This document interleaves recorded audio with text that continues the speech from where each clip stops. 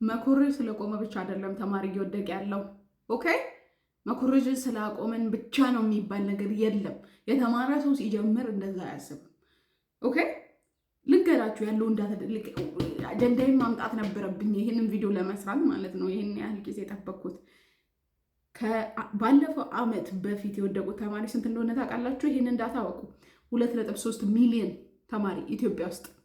ላስት ይር የወደቀው ተማሪ ስንት እንደሆነ ኤስቲሜት ነው፣ ከዛም በላይ ሊሆን ይችላል። እሺ እኔ ፈልጌ ሪሰርች አድርጌ ያገኘሁትን ነው እየነገርኳቸው ያለሁት።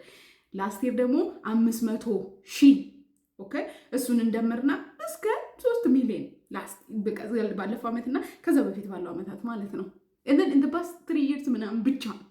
እሺ እና ደግሞ ቆይ ላስት ይር 92% ነው የወደቀው፣ 8% ብቻ ነው ያለፈው። እሺ መኮረጅ ብቻ ስለቆመ አይደለም። አንድ ነገር ልንገራችሁ፣ ይሄንን የትምህርት ሚኒስቴር ውስጥ ያሉ ሊደሮች ያወሩትን ነገር ነው እየነገርኳቸው ያለሁት። ባለፈው ጎቸ ጉድ ላይ ሲቀርብ እናንተ አንቺ ሁሌ ኔጌቲቭ ነሽ፣ አንቺ እንትን ሁሌ እንትን ስለምትይ ነው ስለዚህ ጉዳይ እንትን የምትይው ምናምን የምትሉኝ ሰዎች ይሄን ቁጥር ስለማቅ ነው። እሺ ስለዚህ ጉዳይ በደንብ በዲቴል እንደውም ሃርድ ቶክ ነው የሚያስፈልገን እኛ በቃ በእንደዚህ አይነት ሊደርሺፕ ላይ ላሉ ሰዎች ማለት ነው። አፕሮቻቢሊቲ ምንም አያደርግልኝም። ንገራችሁ ሊደርሺፕ ላይ ያሉ ሰዎች ያወሩትን በቲቪ ኢንተርቪው ላይ ማለት ነው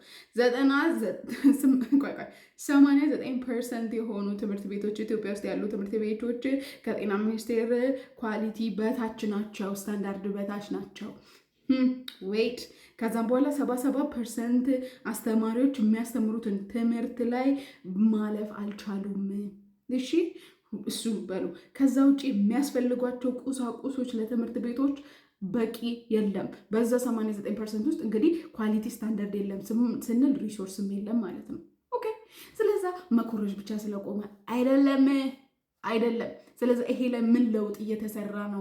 ምንድነው መኮረጅ ስላቆምን? ኖ that's the easy way out። በጣም ቀላሉ መንገድ በቃ ተማሪን ብሌም አድርገን የምናልፍበት መንገድ ነው። ጀነሬሽን ወደፊት የት ነው የሚሄደው? እነዛ ሚሊዮኖች የሆኑ ተማሪዎች የት ነው የሄዱት? ወደፊትስ ምንድን ነው የሚሆነው? ኦኬ የድሮ ባትል ምናምን አይ ዶንት ኬር ናው ዲስ ጀነሬሽን ዲስ ይር ደግሞ እናያለን ጉድ። ኦኬ watch me make another video። ኤኒዌይስ እኔ ኔጌቲቭ የምሆነው ለዚህ ነው። ፖዚቲቭ ለመሆኑና ስንት ቲክቶከር አለ፣ ግን እንደዚህ አይነት ጉዳይ ግን የሚያወራ ሰው ብዙ የለም። so that's why I'm here answer these questions, change this problem, change the system።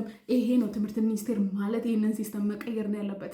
ኢንተርናሽናል ያለው የሀብታም ሰውማ ያልፋል፣ ቱተርም አለው፣ አስተማሪም አለው፣ አሪፍ ትምህርት ቤት ይሄዳል፣ የሚፈልገው ፕራይቬት አስተማሪ ያስተምረዋል። ዳሃው ምን ይሆናል? በተለያዩ ኮንፍሊክት አፌክትድ ኢሹዎች ያለው ትምህርት ቤቶች ለምንድን ነው? ተማሪው ሰነፍ በመሆን ብቻ አይደለም፣ ተማሪ አያጥና እያልኩ አይደለም፣ ግን ይህንን ኢሹ ሶሉሽን አምጡ።